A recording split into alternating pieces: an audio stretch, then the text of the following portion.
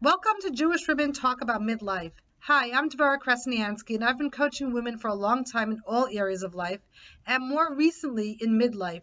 Midlife is an exciting time, but it's also sometimes confusing, and so I invite experts to come here to my podcast to talk about different aspects of midlife. You can join in our conversation on our Facebook group, Jewish Women Talk About Midlife. This episode, I spoke with Malky Michaela Rosenfeld about stress and weight. She shared some new ways of framing the stress-weight conundrum. We also spoke about working with our circadian rhythm, meals and mini meals, and sugar cravings and the importance of protein in our diet. Throughout the talk, Malky shared some easy fit changes that can impact our eating habits and weight. Enjoy this episode. Malky, I'm so excited about this topic. As we got started this Facebook group and I'm talking to different women in midlife, two big words come up all the time: weight and stress. And so we're bringing this together in the same conversation. So I'm really excited about that. So let's get to it. Firstly, Malky, I love your energy on your videos, and that's kind of where I got you. Oh, good. So let's talk about what you do and your videos. I do. Okay, let's get started. Okay. So what I do is really, I am a health coach. Okay, that's what I bill myself as. I do have a medical license in Oriental medicine from the United States, which is a medical license and requires a lot of Western science. And I like Western medicine. I'm very Eastern and Western. I prefer to be the bridge. I always have been. And it, part of it's genetic. My dad was, now everybody knows what public health is, right? Nobody really knew what public health was before COVID. My dad was in public health for 45 years. And nobody understood what I was talking about when they asked what he did. So we like East and West. We really like to do whatever it takes to help people be well and maintain their humanity. So I'm a health coach. What I do is I create protocols for my patients, regimens, protocols, and I work with their medical doctors. Sometimes often I have to guide my patients as to how to be in a relationship with their medical doctors to get clarity about their expectations and therefore the outcomes with their Western medical professionals. And it seems to work pretty well. You can ask me more specific questions if you want to go for it. I hope we'll get to it in the conversation. So this topic, so you do a lot about different aspects of health and wellness and your videos as far as your exercises and your yoga. So that's a little part that we didn't yet discuss, and we'll weave it into the conversation afterwards. And then, we'll do that at the end. Just mention your Facebook group, your Facebook page, your social. Just throw that out first. So I'm Be Wellness 613, and my Facebook page is just under Malky Michaela Rosenfeld. I do go by all three names. People usually pick one: Malky, Michaela. Also Michelle, you'll hear, but that's it. That's me. Right now, the Kosher Yoga Facebook page is going to be out there, but the website's going live on the 1st of March. So I haven't put anything there because I don't like going to websites that have incomplete content. I just want to see the show when it starts, kind of thing. So I'm out there. I'm on there. The truth is, if anyone's listening, I'm really not on social media that much. My virtual assistants are. I prefer to have a little less technological time in my life, and it's gotten very technological, whether I wanted it to or not. So I do health, I do wellness, but I'm a very tachlis, pragmatic. Is this going to be sustainable? And the most important aspect of sustainability is, can someone really do this? Will it take away their social life? Will it take away their humanity? Will it drive them nuts as a woman to take on more when we're already really taking on a lot?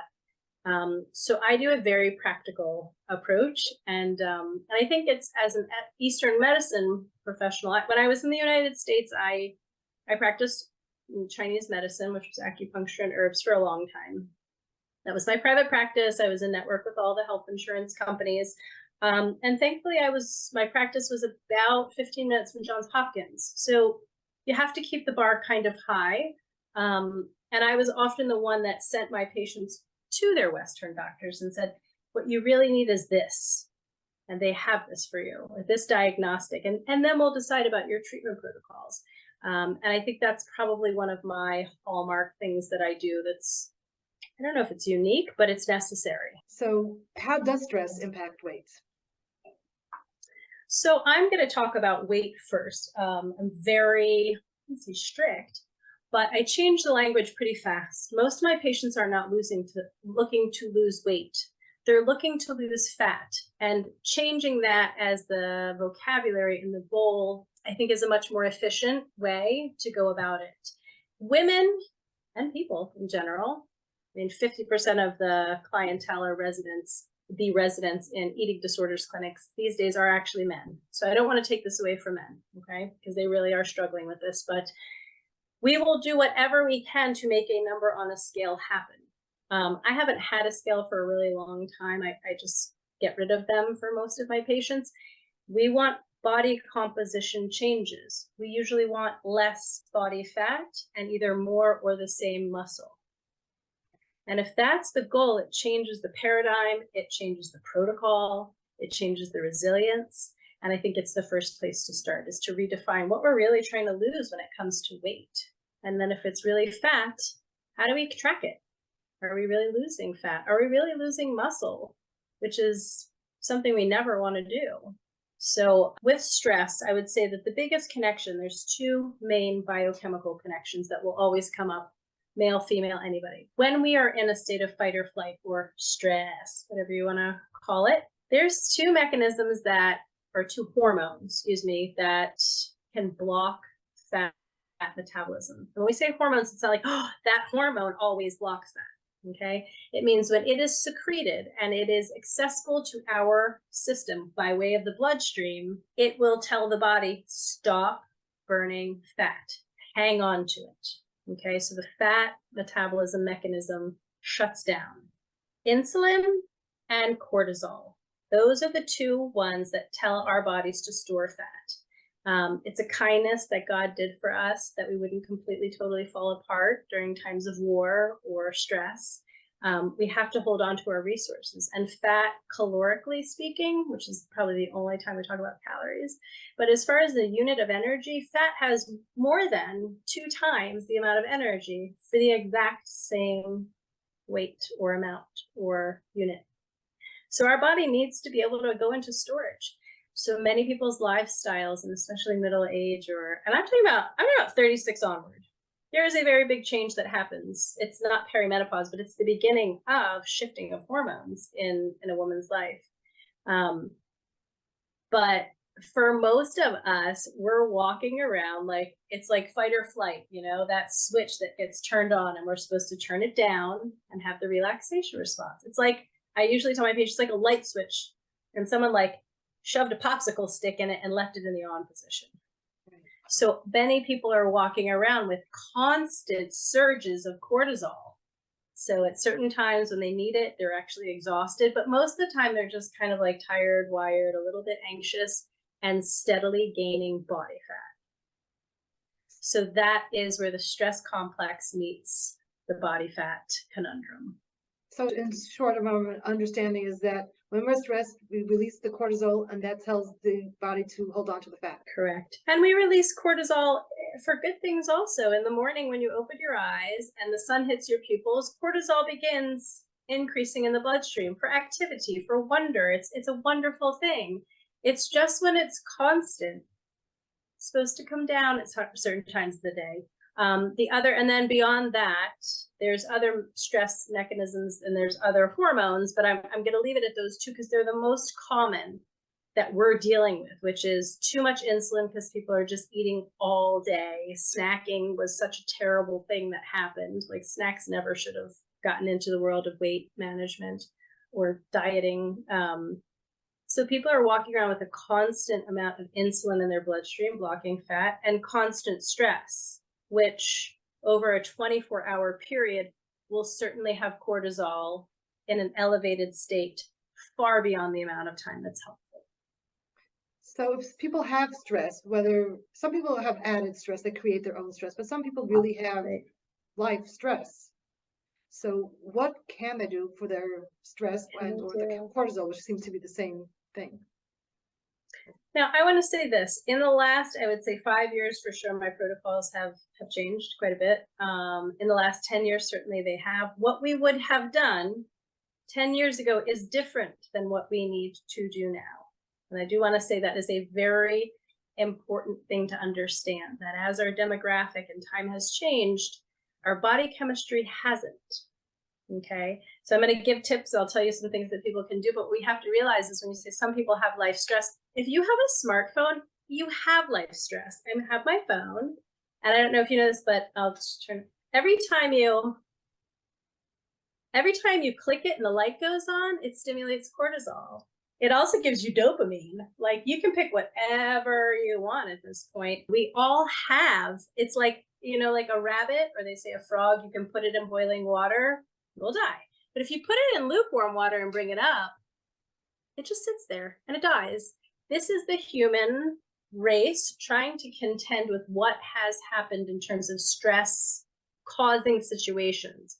So 5 years ago, people, you know, like my ringer has been off for 12 or 13 years, but you know, the dinging and the binging and the constant. So what people can do is mitigate just some of the small cumulative stresses. We're meant to deal with stress. We are meant to have life events, you know, and we know this. If you want to make a plant grow, you trim it. That's what you know, Hashem's doing with us all the time. But the first place to start is to mitigate the additional cumulative stresses. And I like to give the metaphor of a freezer, a non-self-defrosting freezer. Pesach is coming. We all know this, okay? If you have to defrost that freezer before you fill it with your Pesach food, it is like, whoa, it's a job, okay? But if you chip away at the sides of the freezer a little bit over the year, you don't create as big of a project. And you also, inside of that space, have more space. So if you can think about your mind and you think about the life stresses, the first place to start is just not to expect that life won't be a big storm sometimes. You know, not to expect that you might be making like 2 chasanas and have this kid and hudmajing or whatever. It's to know that in between, a little less time on the phone, or a little, you know, like some reasonable things that fit in with people's family practices. And don't underestimate how much our ability to respond to stress is, I don't want to say heightened, but we respond to stress in those big life events better. We don't have little events all day. And that, I think, is the first place to start. It's like wiring down a little, not always looking on the phone, not always feeling like we have antennas popping out of our head, not always being in conversation. It's such a project. Like, I went to Virginia Tech. I went to tech school, like, not that it was tech, you know, it was like nerd tech school, the first place in the United States that financially covered computers.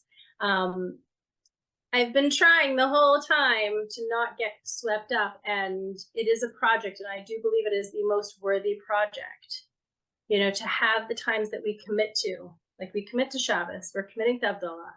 So committing to the time at the end of the day by which, if you know you're going to sleep at 11, 10 o'clock, gadgets off, power down, and to simulate the life that we used to live even 15 years ago.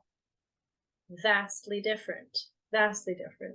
So I think it's a very easy place to start, but if you want to get the most bang for your buck, at least do that. And most people don't even realize how effective that small change might be.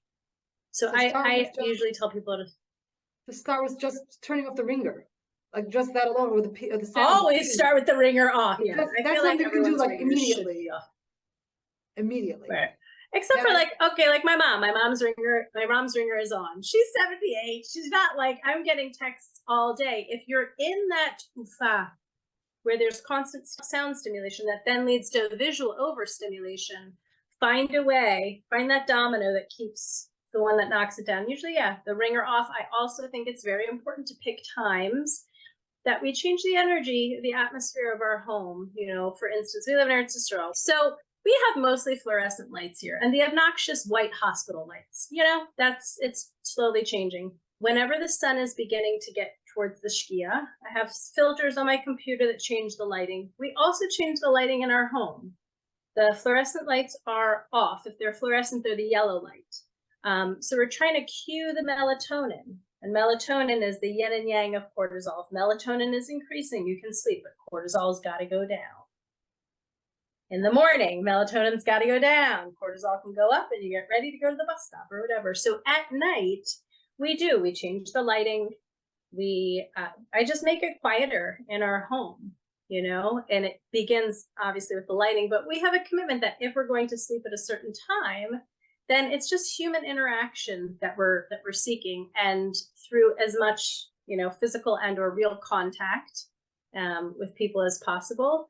And I think it's a really good place to start, even if people say, all right, everybody, we're gonna wire down 20 minutes before we go to sleep. So many people are on their phone, and it's there when they go to sleep, it's there when they wake up, it's there if they have to get up in the middle of the night and go to the bathroom. There is nothing worse than looking at your phone in the middle of a sleep cycle. If you could just go to the bathroom and go to pee and come back, you fall back asleep, you look at your phone, probably not.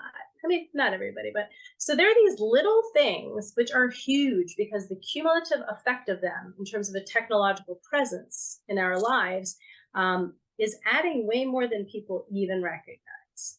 Okay, so tech. So minimize tech, minimize your phone tech especially.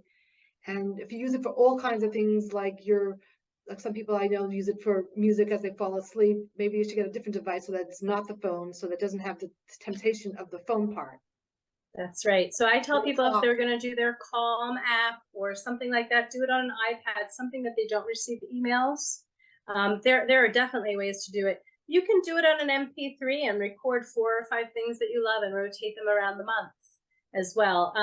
Our clocks, it's nice if they don't have lights on them. There's a lot. I would say probably some of the best people to listen to are either Matthew Walker, Andrew Huberman has, I don't know if you know who he is, neuroscientist. They give tons of recommendations, and they basically start here, just powering down and finding a creative exchange, something that's like not exchange. I want to say alternative. Yes. All right. Then let's go to another question that some people have. And when they're stressed, they feel like they don't have enough energy, so they think that if they eat, they'll get the energy, or they can't concentrate, so they think that maybe if they got a little bit more something in there, everyone has different things that they think if they had in their system. So right. Is that true? And what can we do instead?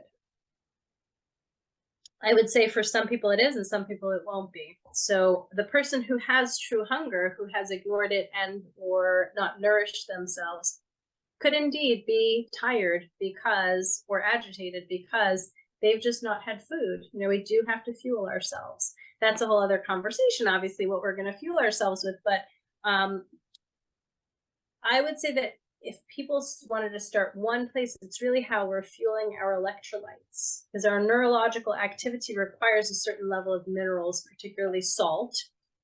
And some salt has 2 minerals. Some salt has 74 minerals.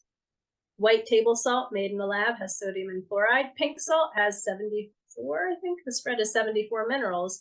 So we need a lot of activity for our brain, our neurological transfer. So sometimes it's hydration first. And I always tell my patients, check in with what you're hungry for. So food if somebody does have true hunger, yeah, they must feed themselves. We have to nourish ourselves and feed ourselves, as well as we fast ourselves. And a lot of people are trying to push through, and what they get is some adrenal energy.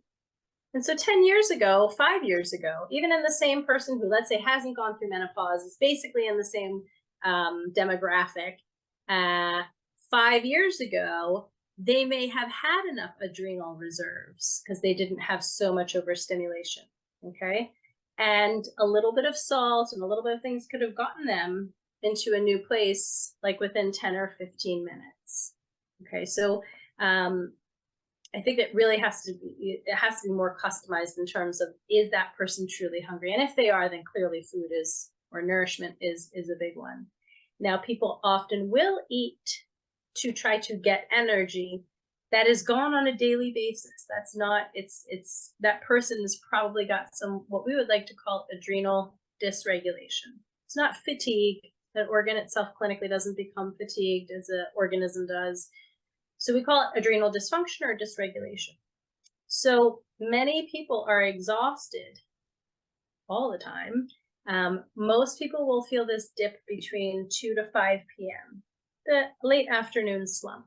I do believe if you looked at the statistics for vending machines, it's probably when they make the most money. Interesting. Caffeine, salt, and sugar. People are trying to stimulate their adrenal glands. Now, if you look in most cultures that are still abiding by this, there's siesta. Even in Mea Shearim, it's closed at 2 o'clock for many stores. It's closed in January too. It's not about the heat. It's not about the heat. It's not because it's so hot, because then it wouldn't be year round. Who wants to lose business? It's because we have a natural circadian rhythm that naturally dips down in the late afternoon, which is where we're supposed to rest. And it doesn't mean you nap from 2 to 5. It means somewhere between the 2 to 5 window in daylight true time. Okay, I have to do the little adjustment, but somewhere in there, we need to power down so that we can dip and then rise back up for the last cortisol push at the end of the day. That's supposed to be around dinner time, family time, a lot of engagement, and then it starts to fall again. It's natural. We all, our life could, should, and was in this way. So I think most people, they may not just be eating. They may be caffeinating, or they may be looking for salty crunchy to get enough salt for the electrolytes to get to their brain so that they can get some real good electrical conductivity. So the best thing to do is always, if you can, build in some sort of a rest. Now, even if you can't get horizontal, closing your eyes for 3 minutes before, let's say, someone's children come home at 2 or in the afternoon, or sitting to pick up at carpool instead of doing that last text, just rewiring for literally a minute or two. It makes a huge difference. And every time I can sell one of my patients on it, because it's free, people, it's just so obvious that it makes a difference, a huge difference. And then people will recognize I didn't have true hunger. I either had true anxiety, true exhaustion, true frustration, but it wasn't indeed the need for food. So when we're saying 2 to 5, we're saying sometime in the 2 to 5, not for the whole 3 hours of 2 to 5. Right. No, it's like anywhere. If you could hop around for 10 minutes, anywhere between 2 to 5. And if it's 5:30 and you're like, oh, I missed it. You didn't miss it. Close your eyes. Now, I will say this, napping, if you can nap, is fabulous. There's a lot of research to say that if you nap for somewhere under about 25 minutes, 25, 30 max, in all likelihood, you will not disturb that night's sleep cycle. Somebody who takes an hour and a half nap, unless they truly have adrenal dysregulation and that person's on a recuperation program, if somebody naps for like a good hour, whether they're 30 or 50, it might tip off a little insomnia that night. So I often give patients a assignment, which is set 2 alarms. Yes, it's on your phone, but so that you can go into that deep nap space without being concerned that you won't wake up or that you'll sleep into something that's going to throw off the sleep cycle. You set 1 or 2 alarms and you go into this just like deep space 9, even if you're not sleeping. And I have had this. It's called, it's sleep training. Like everyone sleep trains their babies. I sleep train adults all the time. I tell them I'm doing a sleep training program. So I had to sleep train myself. I couldn't nap. So if somebody can be convinced, to just try this out for a week, they will see a substantial difference in their energy levels because it's cumulative. One little nap one day won't fix that. It's usually cumulative, meaning they're fixing a 24-hour sleep and rest cycle. So if you do like a half-hour nap here and there, it's also helpful. But when someone, like I've had this experience where I don't actually nap, or maybe the last 2 minutes, I'm like, oh, I think I just fell asleep. It doesn't matter if you don't fall asleep, and it doesn't matter how long you fall asleep for. It's the entire process of lowering the cortisol to the extent that you actually would fall asleep. It's that entire process, whether it's restorative yoga, particular breath work, meditation. But what we're doing is actively lowering the cortisol at the time it's supposed to lower. And then it'll ring and we need it.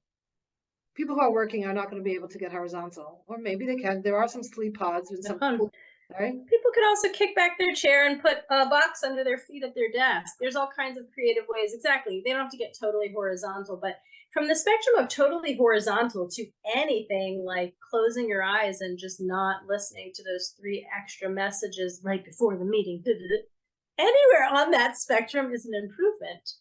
And again, if you think about the freezer, it's cumulative.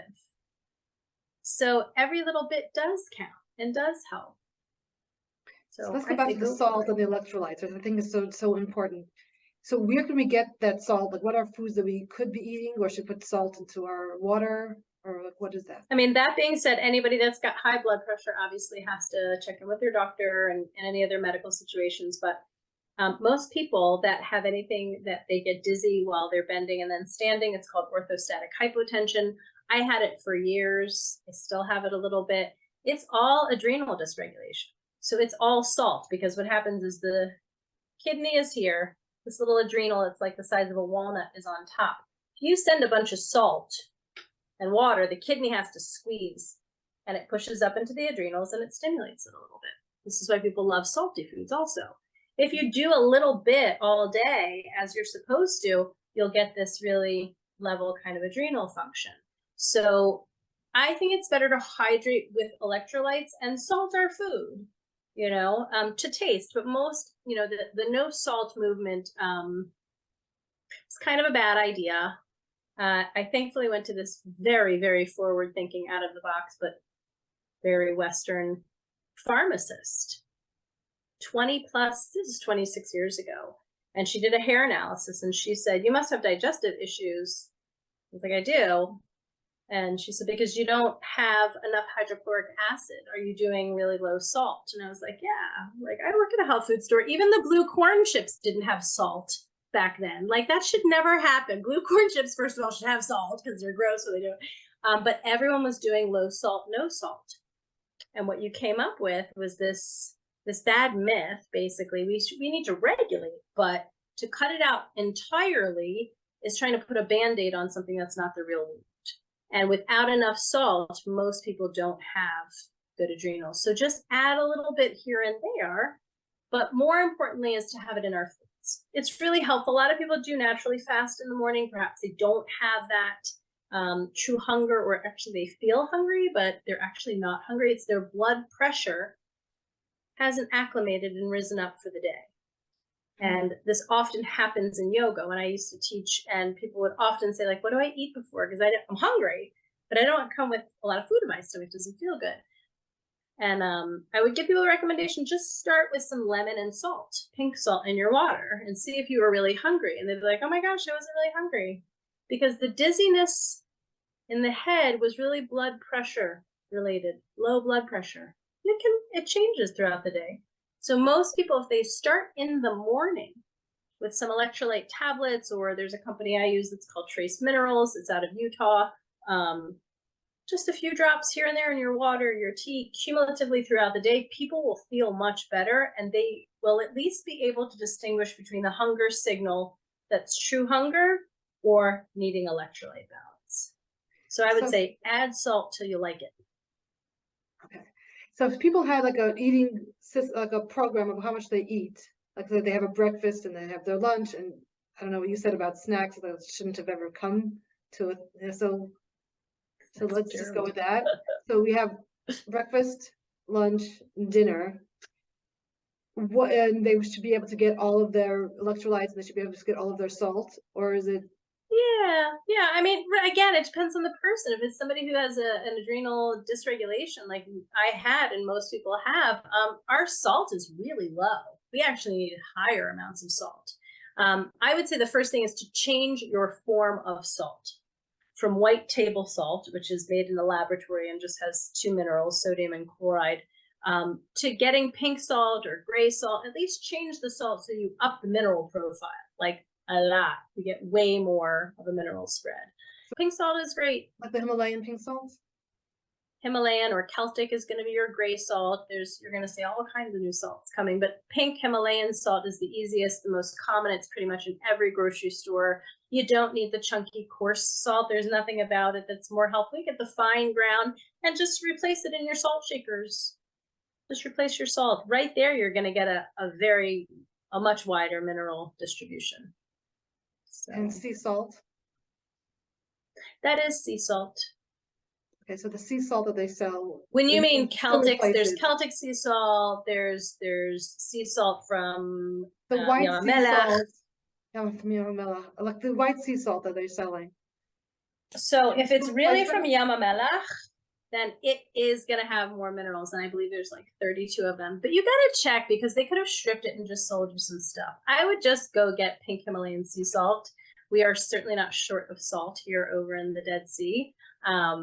But you got to watch it and just see what they're marketing. You know, like Dead Sea products that you could get at a kiosk in the mall have been around for a long time. People will find a way to cheapen them. So just check it. Okay, so just replace the salt. Easy like that.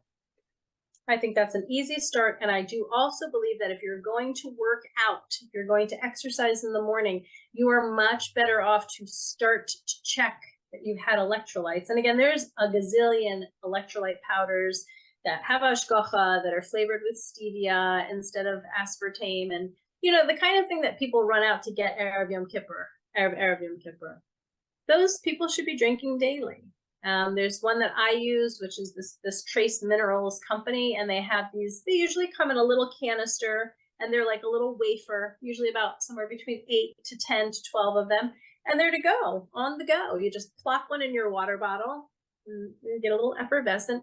Then you've got a whole mineral spread. So start at least with that in the morning. And what people will often find is, just from that piece of information, that they may not be so hungry, that if they don't have this sign or symptom of hunger, for most people, it's going to be feeling like a little woozy. They may realize that they aren't actually hungry. Their blood pressure is low. But if you're in the safe range, and who's getting most people are not getting their blood pressure tested at the doctor's office unless they come with a symptom. Most people don't know they're walking around with kind of low blood pressure. So if you start in the morning, then you can see how it goes throughout the day. And what about the sugar cravings in the middle of the day? What do you say to that? What can we do? So so sugar cravings, and this is where I'll talk about snacks. And when I said this, you know, snacks were really, it was all gimmick, you know, SnackWell's 100 calorie packs and eating every few hours to stoke the metabolism. That theory came out of a great scientific theory, but when the rubber hits the road, it's not true. We were trying to do the whole calorie in, calorie out, and I would say like this: for most people, snacking, first of all, you don't metabolize more. If you eat protein, pure protein, you do metabolize about 30% of the caloric intake. Okay. But people thought it was everything. Like, if you eat, you'll just burn more calories. It'll make your metabolism work better. It doesn't. It actually doesn't. That was a theory that came out in the late 60s and the 70s. They monetized it through SnackWell's and 100 calorie packs in the late 80s. And then it flopped, and it's our demographic that went through all of it. That was our prepubescence through our puberty into our menopause. Got it? So this wasn't what life was like in the 50s. You didn't see all these women falling apart. Some of them did, but that was for different reasons. But insulin is constantly being secreted. So if you eat at 9 o'clock, then you have a snack at 11 o'clock, then you eat lunch at 1 o'clock, then you have a snack at 3 o'clock. And of course, it depends. If the snack is a hard-boiled egg, no, it's not touching your insulin. But most people are snacking on something. So you have basically a window. Let's go from 9 o'clock till about 9 o'clock at night.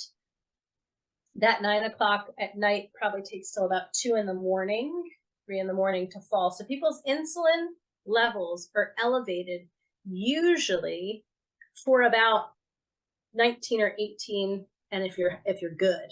But most people, about 22 hours of the day they spend with the insulin creeping up or already up, not able to burn fat. Okay, now of course you see people that snack and they're fine. There's a lot of other factors. I'm giving like the nutshell version, that for most people this is going to be a hiccup. How they've modified the rest of their lives and made their composition still feel well or be well is each person's thing. But for most people, this is why you see this trend, and that's for males and for females. So that's for the snacking. We should have meals. Perhaps we need even mini meals, but snacking also, just like when we spoke about the term fat loss versus weight loss, snacking brings in an entirely different group of foods. It just does. Most people's hashkafa around the actual food that they're going to eat will shift when the term snack is used. That becomes chips. That becomes quick grab and goes. That becomes usually foods that aren't as nourishing anyway.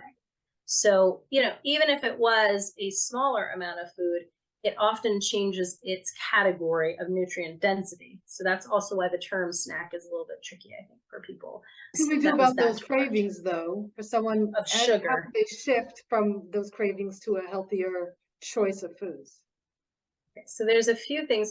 First of all, if you're going to take a woman who's 30 or 40 pounds overweight, let's say because let's do some specific examples. A woman who has got a lean body composition and always has, whether it's from nature or nurture, her genetics, her lifestyle, whatever it is, if she arrives at the age of 40, okay, and she wants to make modifications, they're going to be really different than the woman who's 30 or 40 pounds overweight. I'm just going to leave the term there.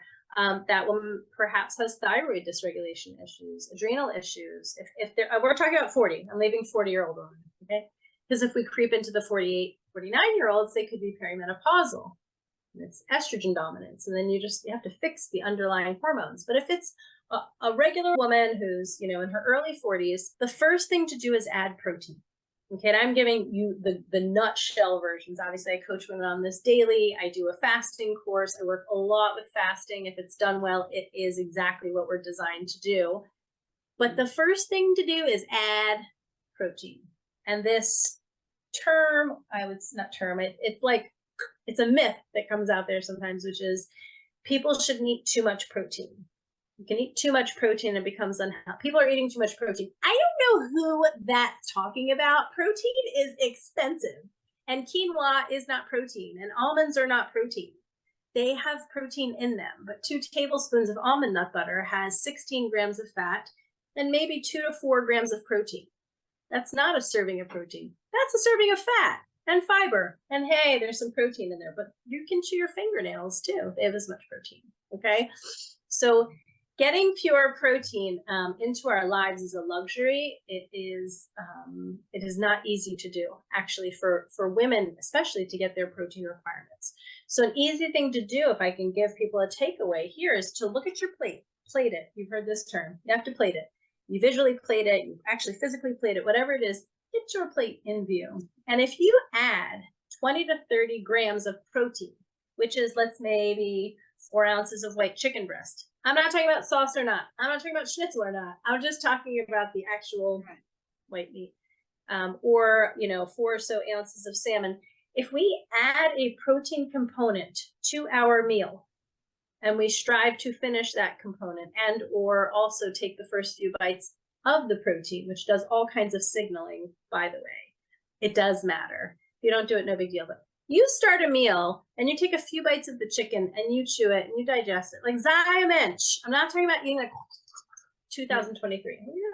Like Zymensch. Slow down. Sit down and take a few bites. It actually starts some real signaling of satiety. Did you say if you want to lower sugar, start like having the first 4 bites of your meal as protein? Is that what I understood? That's so cool. Have a few bites. Literally, it sends all kinds of signaling. When we, like by the Hasidim, there's a minhag to eat the fish at least by Friday night. There's so much enzymatic activity that happens by just putting our fingers in there are all kinds of wild stuff we're set up to do. And yes, eating some protein in the first few bites can start some signaling. Different enzymes come out in the throat and the stomach. The brain, like when you smell food and your mouth is watering, that's enzymes. So that's enzymes shooting out. So all these things are happening. We're built to do it. Don't start with salad. Start with fish. I would start with a few bites of your protein, but whatever. The other thing is, don't be nuts. My thing, if you listen to my videos, don't be nuts, right? It's like, okay, but if you're like, I really want that salad, take the bite of lettuce first. It's nafkamina, but yeah, it actually matters, and I'll tell you the other reason. If you start with one thing, you're probably going to have a few more bites of it. It entices us to eat more of this particular thing. And most people will eat or not eat enough of, or not have enough space in their belly for the protein requirements we have. We have upon us protein requirements. Okay. So if you start with, and or just start including 20 to 30 grams of protein at like 3 times a day, it sounds like a lot for a lot of people.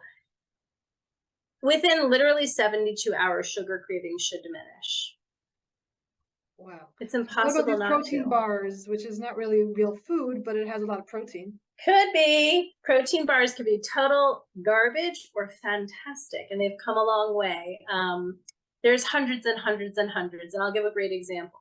So this is a granola bar I'm going to talk about, but it has some protein. There's a company called Monk, which I use them often. The sweetener is allulose, which is actually processed in the bladder and kidneys mostly, and it's supposed to actually be building gut bacteria. We can't get an erythritol, but I have all my patients order it on iHerb. We get everything with allulose. We do different sweeteners, but that's a primary one. This Monk bar has 4 bars, same amount of money as Sun Valley. Sun Valley put out a protein bar, okay? 4 bars, same cost, same ounces, same everything, except for the ingredients on the Monk bars are about 7 or 8, and they're all English. Sun Valley is garbage. It is so many chemicals you can't even get through the list. It's soy protein. Those are wretched. Those and most protein bars are going to be not great, but there are quite a few that have come along or have stayed in the game that are excellent, and they are mini meals. So I like to use the term mini meal instead of snack. A lot of people, yeah, because a lot of people are actually not really snacking. It's just like they don't have the digestive capacity to feel nourished by one meal, so they have to eat a few hours later. And that's also where snacking comes from a real disrepair in our guts. And like, if you're hungry, you're hungry. You gotta eat, you know? So what I would say is protein bars can be excellent. Most of them won't be, but Quest is a halfway decent company.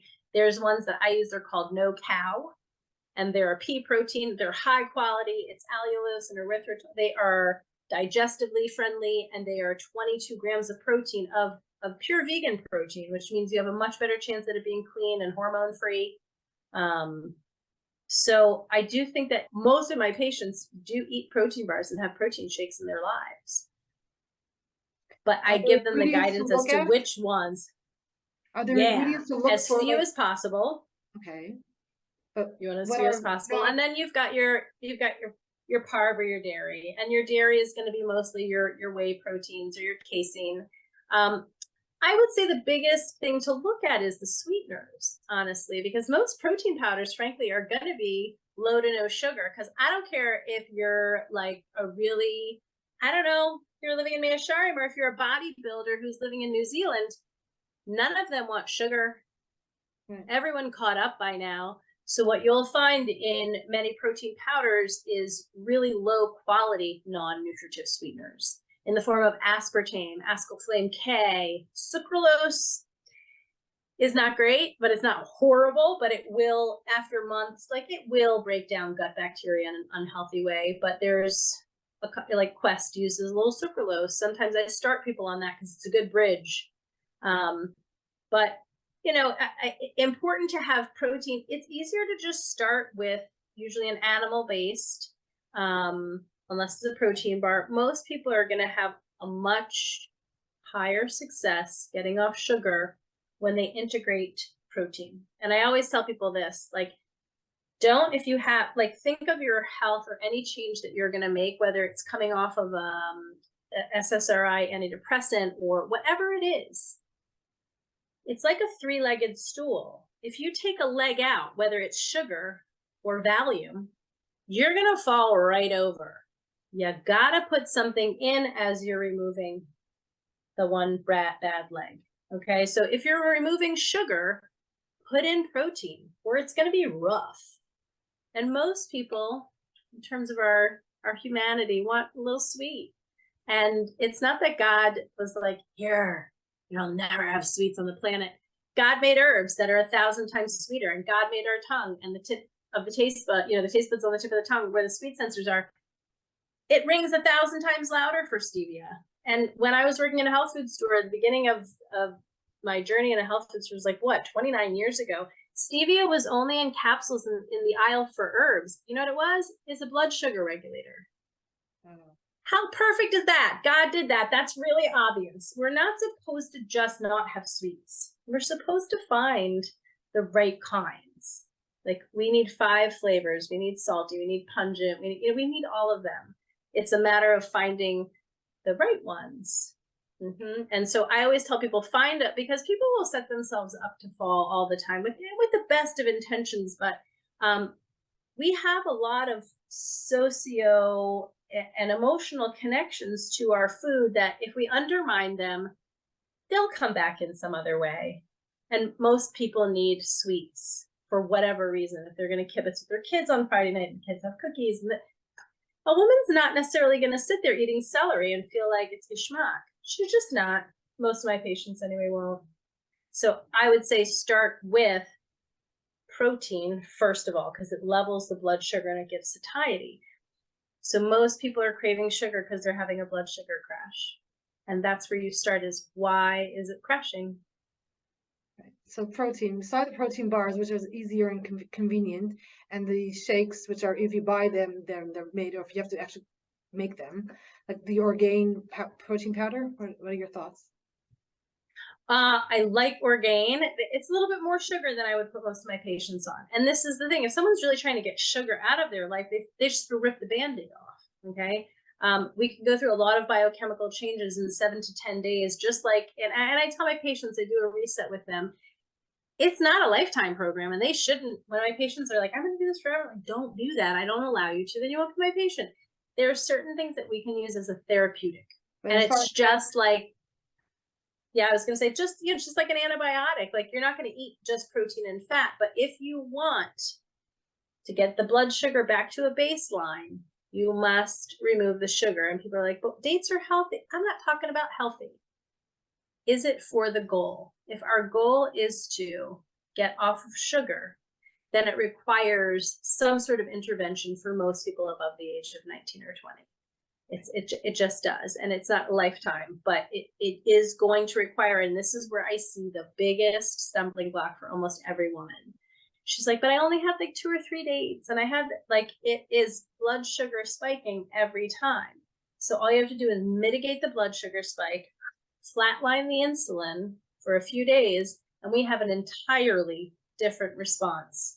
People could at that point just never crave sweets again. And it blows my mind, because no matter how obese or how like structurally where they want to be, I start with the patient after 72 hours, they all have the same experience, unless they're a type 1 diabetic and don't have a pancreas.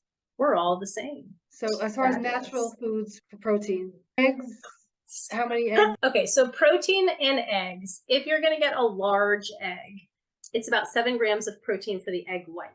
Okay, so most people, they like make an omelet, and if you're trying to, you can plop the egg whites, the egg yolks out. You guys in America can use egg beaters, whatever you want, but you're going to get about 7 grams of protein to a medium/large egg. So and that's it's good 3 protein. eggs. Eggs the easiest. To get to the 20, it's 3 eggs. Yeah, sure. Oh, easily eat 3 eggs. I never got on train that the eggs are bad train. When I started working at a health food store, my first mentor just whispered in my ear. I think it was like the second day, she was like, anyone tells you eggs are bad, don't listen to them.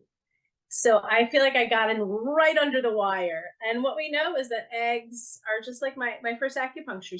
She said, why would anyone take an egg yolk out? An egg is the most perfect food God ever gave us. It's a being that could be another being, I think eggs are wonderful. If people have cholesterol issues, it's an entirely different conversation, A. B, eggs are not why people have high cholesterol. They're definitely not the primary reason or the secondary or tertiary reason. So sometimes the female, yeah, but there's always a genetic component, and then our cholesterol fluctuations. Cholesterol, estrol, it's estrogen. It is the primary building block of all sex hormones. So if a woman goes through menopause and her hormones are dipping and her cholesterol doesn't rise up a bit, she's not going to have a great menopause. It's supposed to go up a little bit in the perimenopause years, and for men also. So big conversation. We'll put that politely aside, and I will just say, everyone talk to your doctor. Yeah. I think we'll end with the final question, because there's so many questions. What about fruit for sugar? I know. What about fruit and so, sugar? So fruits. Here's the most interesting thing, and I think this is a conundrum people have been in since trying to change a Snickers at night for dates is wonderful. A is a gift. Like, of course it's a good idea. But here's the deal. Fruit sugar, fructose, whether it's high fructose corn syrup or the fructose that comes in a cantaloupe, has to go through the liver to be processed. Okay. It only has a 4 to 5 hour lifespan, so to speak, where it has to be used for energy or it will be stored. So fruit sugar, when people are eating an excess of fruit at night because they wanted a dessert, most people are storing all of that sugar as fat. Sugar that comes in the form of sucrose or galactose or any of the other sugars, some of them hang out in the muscle for 12 to 14 hours till you work out the next day. Some of them, there's all kinds of wonderful bypasses, but fruit sugar needs to be used. So if you're going to eat it, you should have some activity.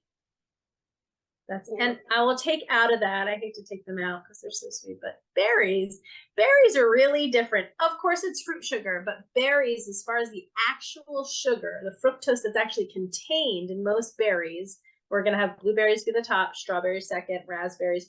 All your berries have such a low glycemic, low sugar load that it's not that big of a deal. But if you sit there having a big bowl of mango, banana, and pineapple, which are your highest sugar tropical fruits, you better be going on a run, or that's going to end up on your hips, thighs, or whatever the back of your freezer is that you put the stuff in first and it comes off last. Oh, every woman has a different back of the freezer. We used to say that when in personal training. My mom would say, "Oh, I love a blueberry muffin. Put it right here." Put it right now, so fruit sugar is tricky there. And this I see as people's really good-hearted intentions, and they end up gaining weight from having a lot of fruit as dessert or fruit in excess. And this is what you will know, we'll bring it around. Most common item of a healthy person when they're going to snack. It's a fruit. So they've got a little insulin. What? How about vegetables at night? Like a good always good. Morning, night, day, salty, crunchy, thisy, thatty. You can do anything with them, but it is much better if you're going to have a snack in your life to have some red pepper and dip it in cottage cheese, or just have some red pepper and celery, maybe dip it in a little almond nut butter. Having a big peach and then sitting back at your computer without much movement at all means that fruit sugar is going to go to the liver and say, nothing to do, I'll go to the hips. See you in a few years. And it just sits there, hangs out. So it's a lot of the food combining is important. And we learn little bits along the way. I've learned, little bits here and there, lots of bits. But if you look, and I'll leave it at this because I know we're going to close up soon. When you look in the medicinal traditions or the food, I'm going to put food in as a medicinal tradition. We had places and spaces for all these foods, and it worked. By and large, it worked. Now you can look at the Egyptians, and truly they weren't well. They had a lot of inflammatory issues. That was when we went full grain. That was the first time humans went full grain. And there's so much research about it because their bodies were preserved well, so we know what was going on. It would be much easier to go higher proteins and vegetables, and of course, halakhically permissible and as clean as we can get it, keeping kosher. It's definitely a much better way to go, and people just feel better. But I will say this, without ripping the Band-Aid off and really making a plausible program to come off of sugar, people spend years really frustrated with something not working because they just didn't get some of the basic science that was already there in the traditions. So what I found for myself is I weaned myself off sugar. So the first few times, the coffee, I have to wean myself off coffee, but my coffee went black, and the first few times it was kind of bitter, but I've done it, and now I can drink plain black coffee, no sugar, no milk, just plain black coffee, Turkish coffee. The first few times it was a little bitter, but I knew that I wanted to get on the other side of this sweet coffee. Right. And I'll say for people that are listening, I'll never do that. You and I are different sisters. I want my sweeteners, I want my chips, I want my whatever. So I have found great machlifim, I'll use allulose. I don't want coffee. I wasn't a coffee drinker until I was a later adult anyway. I want it sweet. I want a little bit of milk or a cream. And there are ways to do that and elevate its nutritional status without touching the insulin. And so people should know there's always solutions and options, because there'll always be people like me and people stark like you that are going to drink a Turkish coffee okay, maybe if I've like made myself, but if I know there's an option, I'll take it. And there's lots of them. My point is that we can try different things. We could figure it out, and if we wanted something, then we could get there. Yes. Or try another alternative. If like 2-3 days you just can't do it, then go for something else. You don't have to. I mean, Right. it works for me, and it doesn't work for a lot of people Right. I know. But the idea of I wanted to be able to have a coffee. No, that's right. Wherever, so I didn't want to have any milk in it, so that worked for me. But my point is that we could try Right. things. If after 5 days, if it wouldn't have worked, I may have not, but it worked for me. And I actually felt Right. my taste buds a little something that I wanted to do. Yeah, and it worked. It was like check, check, check. Absolutely. For me, I can't impose it on anybody, but that idea. I'm just mentioning it, not recommending it, mentioning it. Right. No, I would also too, like there are times when I'm in a fasting schedule and I actually don't have cream, I don't have almond milk, I don't color the coffee at all, and I drink it just black. But you know, those days I'm like, I think I'll just have a tea. But yeah, you're right. If we have a goal and our bodies and our systems can be quickly trained, but the mentality to get into a particular training program, I think these days comes with some good scientific efficacy. If people see like, oh, this really works, they'll try it. And this is where it comes back to expectations and outcomes. I've had many people that are like, I'm going to try to get off sugar, and they minimize it, and they do a little bit this day, and then the next day they do a little, and they do a little bit, and it's like a slow drip of insulin. And until you flatline it, the cravings still come. So sugar is really tricky, because remember, sugar is not a food. It's an additive. Fructose is a food, sucrose is a food, galactose, all these different forms, but straight up table sugar is made in a lab. It's never been something that our bodies were supposed to be acquainted with. So it's basically a very legal drug. I mean, even more so than alcohol. So our reaction and response to it should be pretty disjointed, because it's not something we were built to be in relationship with. Fascinating. This whole conversation was so fascinating. Fascinating. I learned so much. Yeah, I'd be happy to do another one, maybe after Pesach.